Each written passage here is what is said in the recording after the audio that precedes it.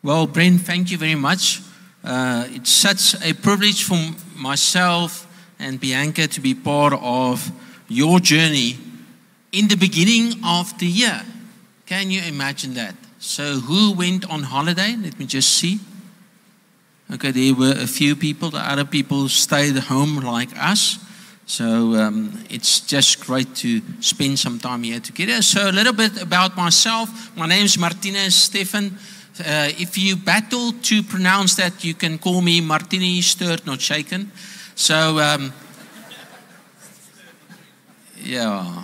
So I hope I will be able to stir you a bit this morning. Yeah, so if I can stir you a bit this morning, so that we can talk about this. But let me just tell you a little bit about CCI.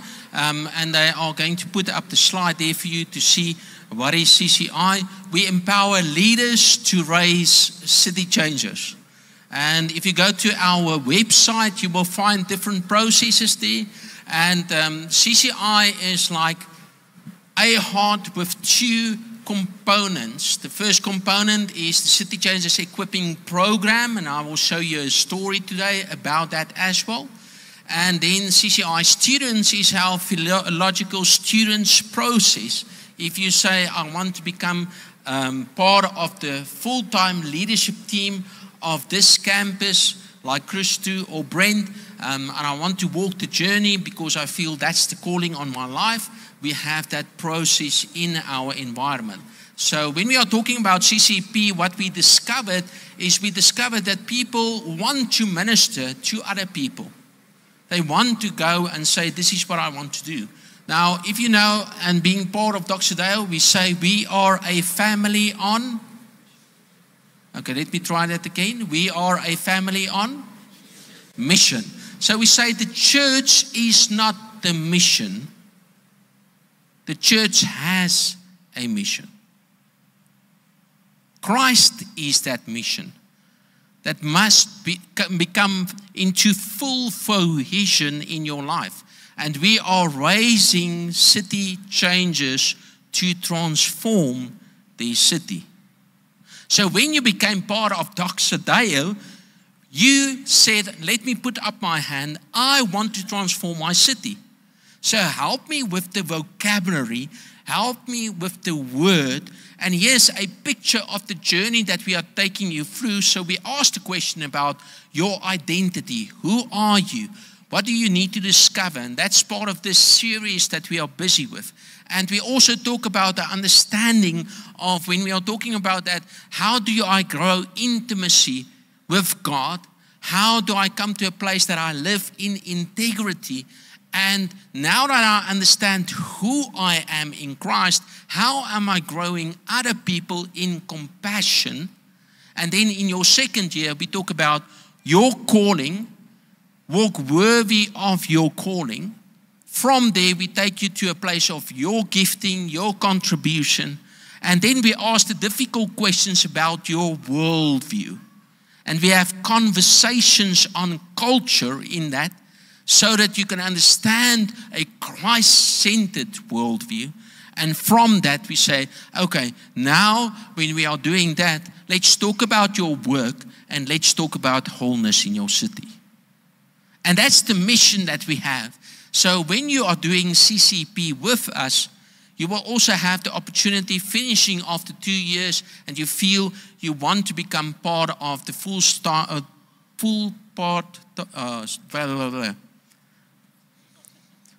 the pastoral team of this campus, wonderful establishment, then you will get recognition of prior learning for your CCP journey.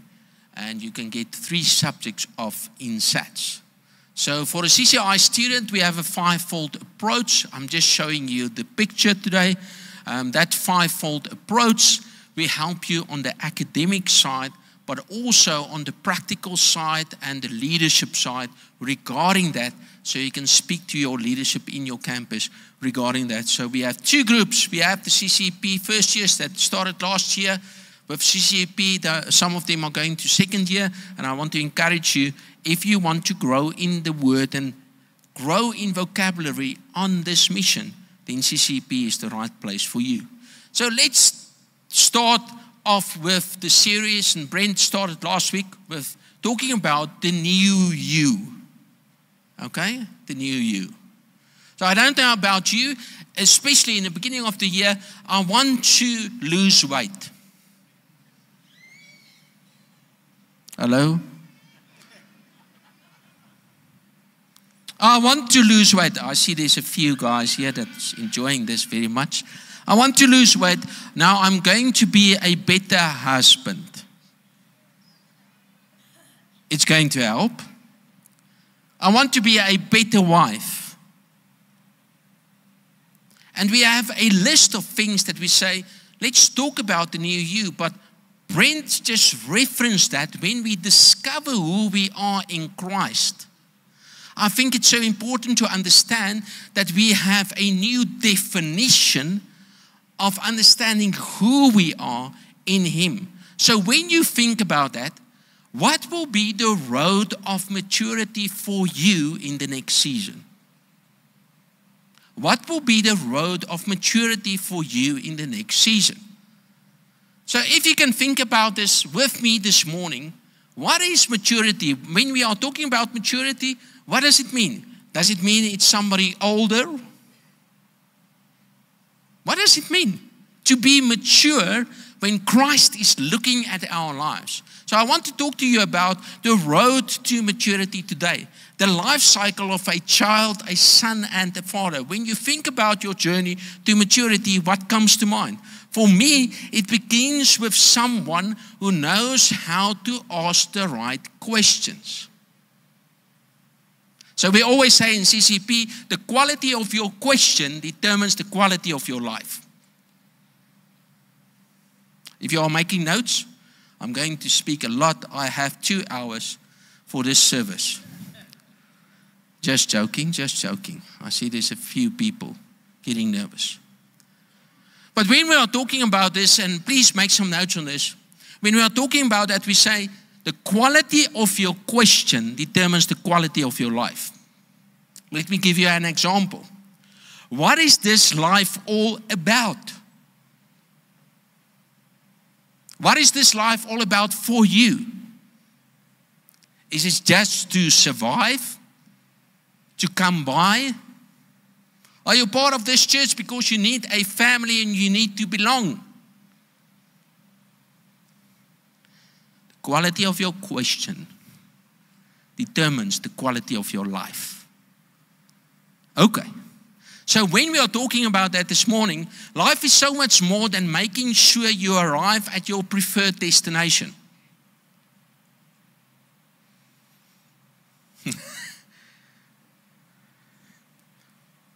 It is actually a journey of discovery, adventure, and fulfillment. Look at the way Psalms is writing this, and David is writing it in Psalm 84, verse 5 to 7. We are putting that on the board for you. Just read with me. He says, how blessed are all of those whose lives becomes road you, Christ, travels. They wind through lonesome valleys, come upon brooks, discover cool springs and pools brimming with rain. God traveled. Those roads curve up the mountain, and at the last turn, Zion, God in full view. So when we are talking about the new you and the road to maturity, the question that you need to ask is my life a road God travels?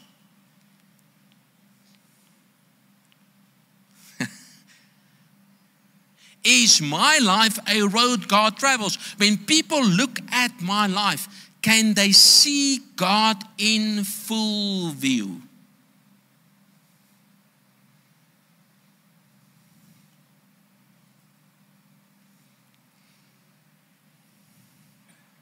Here's a story of somebody that I want to show you.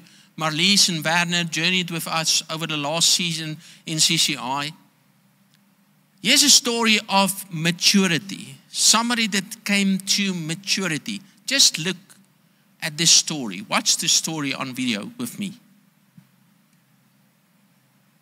I've been part of the CCP community for the past 4 years, and I've seen so many people transform before me. This year, I have also taken up the leadership responsibility of class captains of the second years at the Brooklyn campus. And in the second year, we have the opportunity to practically apply everything that we've learned and journeyed with in the first year. My absolute favorite of the year is the personal development plans, where the individuals discover their unique identity and align it with their kingdom purpose. I shed a few tears when they present their vision boards and commit to the next step in their kingdom assignment. We have seen students become powerful mothers and fathers in the faith. I have also been challenged and stretched in my leadership capabilities, and that has equipped me for everyday challenges in life.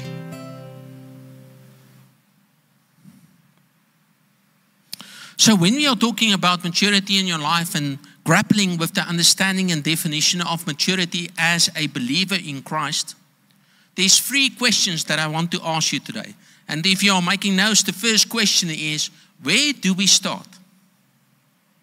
So Martinez, this is fantastic. Where do we start? So the first scripture that I want you to write down is Romans 10 verse 17. He's making the following statement. He says, so faith comes by hearing, and what is heard comes by preaching. And then he gives a definition in the Amplified Bible about that. He says, for the message that comes from the lips of Jesus Christ. So when we, as New Testament believers, step into the understanding of who we are in Christ, the new you, 2 Corinthians 5:17, and we step into that reality, our world changes. And we say, we live now according to the rhema of the Logos. Logos means the written word. Rhema means the revelation by the working of the Holy Spirit in your life. He says, now we live according to the words that comes from the lips of Christ. If we live in the reality of the old covenant, then we are in agreement. God, if you do this for me, then I will do that. God, if you do this for me, then I will do that. And you find in the first 5 books of the Bible, you find the understanding of the old covenant. But in the New Testament, Christ died on our behalf on the cross, fulfilled all the requirements to be good enough, so that we can sit in Christ in heavenly places. And now we live according to the words that comes from the lips of Christ. That's the first part. So I need to understand that this relationship with Jesus Christ, it's a relationship. It's a being, not a doing. I need to be in Christ. So if you are married, you will understand this. It's sometimes when Bianca and I drove here, we didn't have to speak to each other. We just wanted to be in each other's presence, so that we can just experience His presence. When you become part of the Doxa Deo family, we want to see God's presence being revealed wherever we go, at your workplace, wherever you go, in terms of that. So when we are asking the question about maturity, we start off with Romans. And Romans 10 verse 17 says, we live according to the words that come from the lips of Christ. Now, John writes further around that, and I'm going to show you this picture. He says in 1 John 2, verse 5 to 6, he says, but he who keeps, treasures his word, the word that comes from the lips of Christ, who bears in mind his precepts, who observes his message in its entirely, truly in him has the love of and for God been perfected. Listen to this. Completed, reached maturity.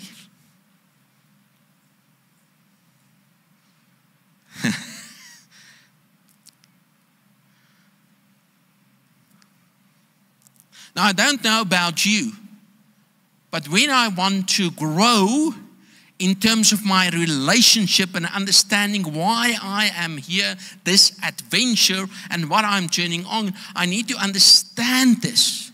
That I need to come to a place of perfection in Christ. So he says, I need to create this love for His Word. This love for being with Him. I love John 1, it's not in the notes, but John 1 is writing this. He says, in the beginning was the Word, and the Word was with Christ, and the Word was Christ. And now He lives among us. And I says, I just need to come back in 2026 to that place where I understand that His Word brings me to a place of perfection, because love for Him and in Him helps me to be completed and reach maturity. Now he goes on and he says, you don't stay there. So you start off by the words of Jesus Christ in your life and living in that relationship. Now you let that word wash you and mature you and becomes logos, becomes rhema. It's not just a to-do list. Now he goes on. Now he says the following. Listen to this. He says in Ephesians 5 verse 1 to 2. He says, therefore be imitators of God. Now, I don't know about you. If you want to imitate somebody, you need to understand who they are.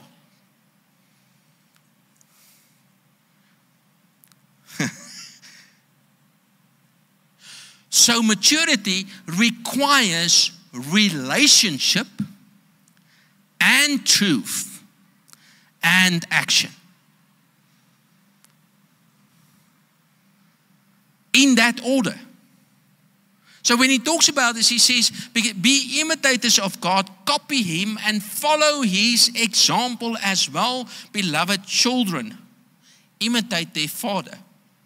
And walk in love, esteeming and delighted in one another, as Christ loved us and gave Himself up for us, a slain offering and sacrifice to God for you, so that it became a sweet fragrance.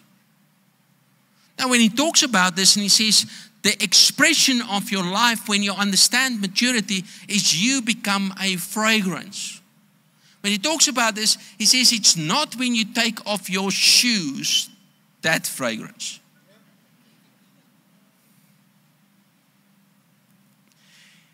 He says it's when you take fresh bread and you break it and you smell it. I'm hungry now.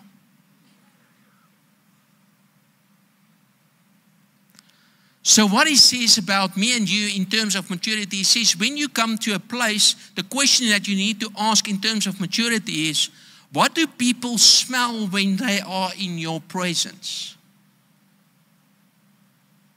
What do people taste when they are in your presence? I discovered, because that's where you start, I discovered that some people, when you speak to them, you taste News 24.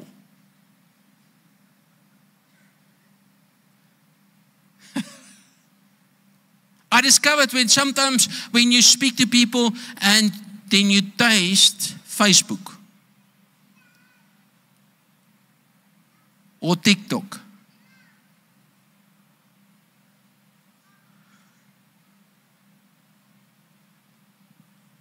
The new you says, when people are in my presence, they smell Christ.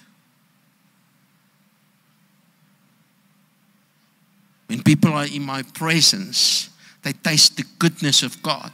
Psalm 34 writes it, it says, taste and see that God is good, blessed, fortunate, the man who trusts and takes refuge in me. There's a key there. In me. Just tell the person next to you, in Christ. Okay, they didn't hear you. Just tell them again, in Christ. Okay, not in yourself, in Christ. That's the first question. So when we answer this question of where do I start? Romans 10:17, 1 John 2 verse 5. And the scripture of understanding, Psalm 34, what do people taste? What do they see? The second question tonight is, so what do I see? What do I see?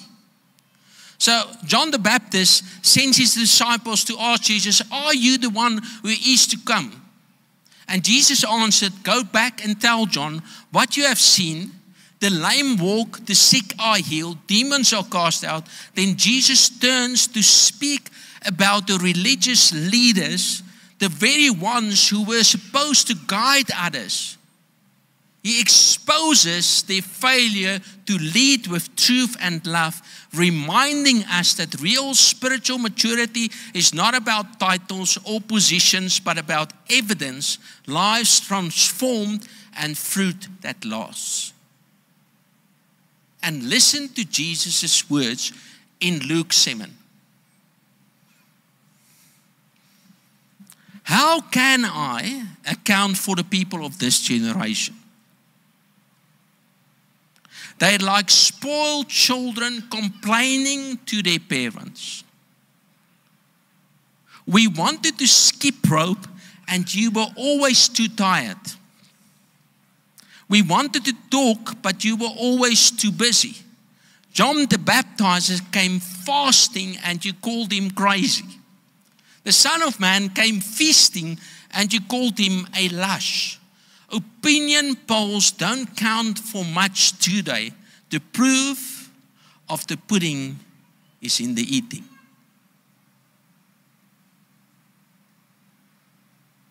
And what he actually says is, for heaven's sake, please just grow up.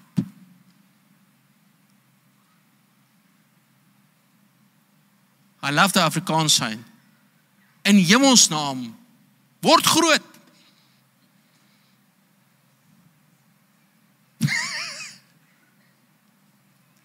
So when you're thinking about your life, when you're thinking about what's the understanding regarding this, I want to remind you, I remember in the first service, I talked to the people about that. Bianca, Christy is now 25 years. He's now just a little bit ahead of us, 25 years. He has been married now 25 years. This year, it will be our 25th year, Bianca and I. And I remember that when we started off in our married life, one of my friends came to me and says, Martinez, I just want to tell you, marriage was made to kill you.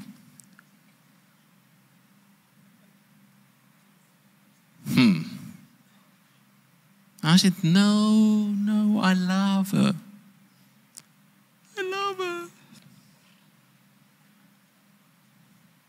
It's interesting, Paul is going down in Ephesians 4, and he writes this, he says, husbands, you need to lay down your lives for your wife.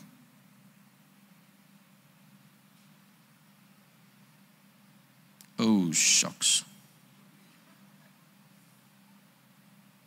And then he goes on, then he says, wives, you need to submit to your husband. Unfortunately, in our culture, we see submission as a doing word. But the original text says submission means to support his mission. So it means if I'm married to Bianca, I support her mission in Christ.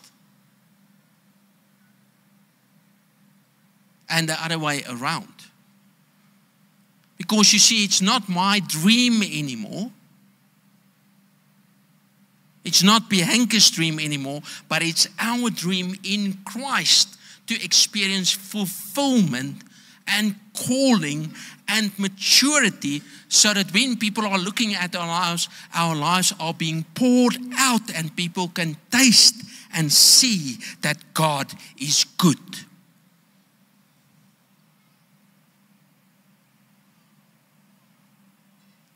Selah. Selah means think on it for a moment.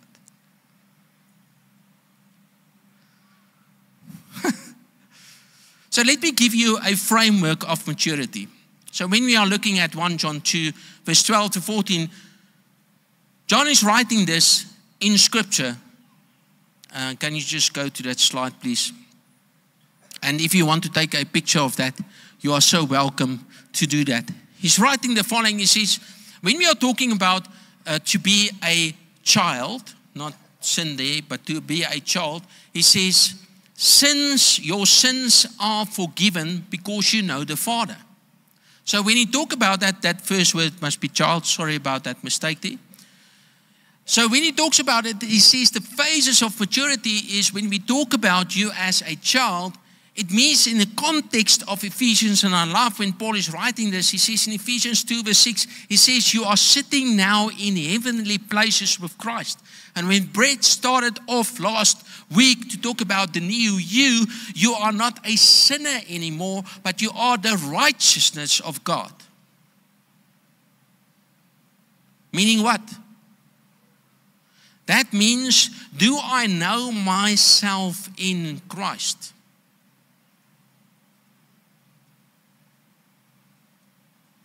When I talk about the book of Ephesians, I said it's so important. If you sit, for heaven's sake, sit still.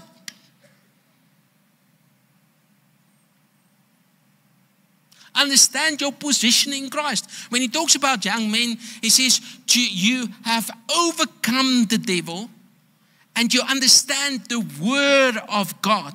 That means you need to walk.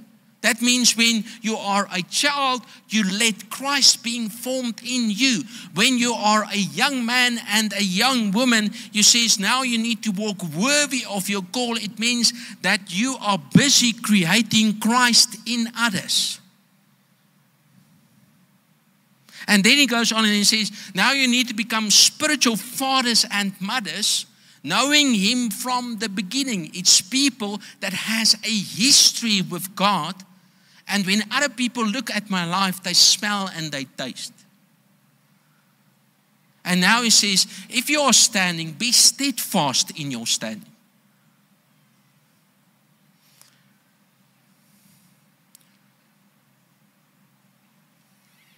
Because Christ is now being formed in everything around me.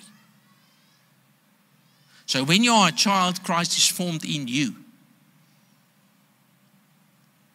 When you are a son, and that's where CCP fits into the equation. So if you are somebody that's new in our campus, or you are somebody that's starting your journey with Christ, we want you to follow Christ. That's why we have processes like follow. But it means to know Christ. So it's the beginning of your journey with Jesus Christ. But now you start maturing. Now you're asking different questions. The quality of your question determines the quality of your life. And a sonship journey or a daughter journey is CCP, that you unpack the word and say, I want to understand my mission and why I'm here. How do I impact my world with a Christ-centered worldview? So the last question is, what do I need to do? So we asked the first question on where do I start? The second question on what do I see? And the third question, what do I need? Ephesians 6 verse 11 writes the following. It says, put on the full armor of God so that you can stand against the schemes of the devil. Now that word schemes is two Greek words being used. The first one is meta. And the second one is hudeo. Meta means working together, and hudeo means a process. So when he says stand in maturity in Christ, it means if I agree with every other lie, if I agree with any other perception. He says, a process that I willingly agree with to establish my own downfall.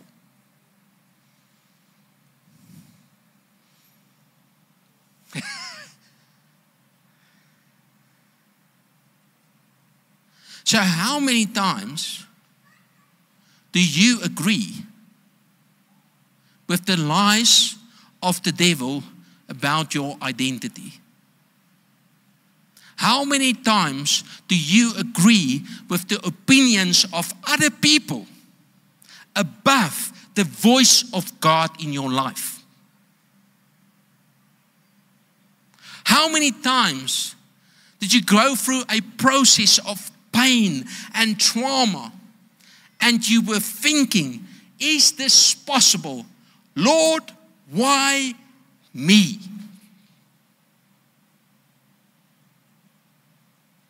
How many times did you come to a place where you are going through the process and say, I willingly agree with the lies of the enemy and circumstances over my life? You see, people that are mature, life happens. But it's how you navigate through life. That's the difference. So how do I test maturity? I want to show you this picture, and I'll quickly want to share this as we finish off. What's the test of maturity? So when you start off, and I see it often, when we start off, we talk about unconscious incompetence. So when we talk about unconscious incompetence, that's in the bottom where you start. I need feedback. So when you are a small child, you don't know what you don't know. You don't know the plate is hot. You go and you grab it, and then your mother tells you, no. Don't do that. You are going to burn yourself. But then you do it in any case. That's unconscious incompetence. What you need is you need feedback. Am I open to receive feedback from my leaders? Then you grow. As you grow into maturity, you come to a place of conscious incompetence. Where you say, I know this is wrong in my life. I've done all of this, but I need to grow. I don't want to do this anymore. I need to grow into the next phase. And you're asking the question, am I intentional about inviting input in my life? I need a mentor. I need a guide. When you go from there, you say, now you have grown from a conscious incompetence to a conscious competent person. Now you see the opportunities where you can go and establish God's kingdom. Am I making the most of the opportunities that came my way? And then lastly, now you have grown to a mature stature and you are unconscious competent. That's the process of maturity. The question this morning is, are you acting like a child? I'm always the victim. Everything happens to me. Or are you like a parent that says, I'm in control. I will control the outcome. It's someone else's fault, not my fault. Or are you becoming an adult? I'm responsible and I'm actually a good steward of God's kingdom and what He has placed in my hand. Let me close with this last thing as the worship team comes to the front. So what's the purpose of maturity? Hebrews 13 verse 7, and I love the scripture. It says, remember your leaders and supervisors in authority, For it was they who brought to you the word of God.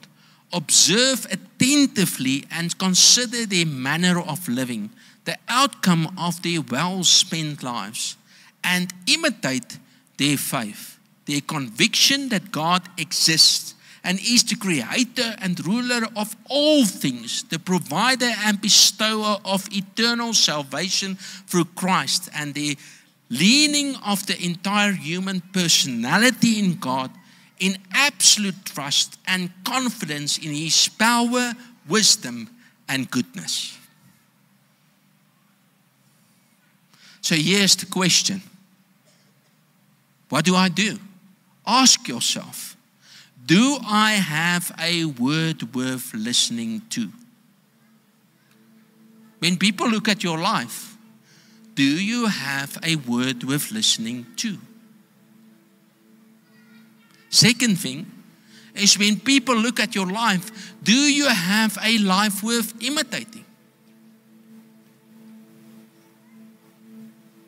When they look at your life, do they want to be like you? Because you are in Christ. And you need to grow Christ in Him. And the last one is, do I have a faith worth embracing? Do they see me as somebody that inspires them to grow in maturity in Christ?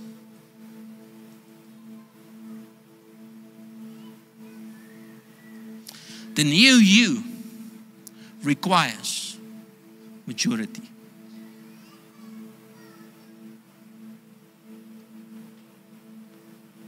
The new you requires maturity.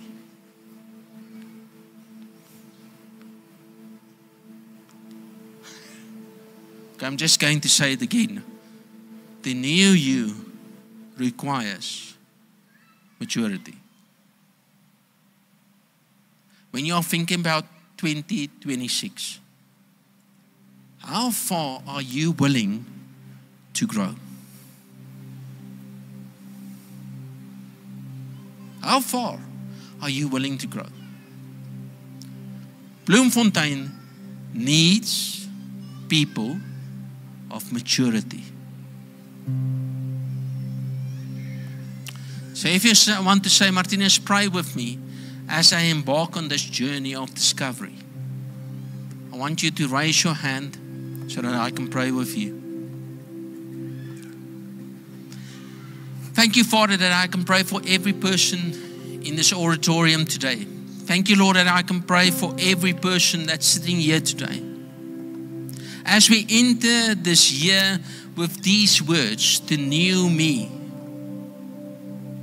I want to pray, Father, that every person here in this year will discover that they have a word worth listening to.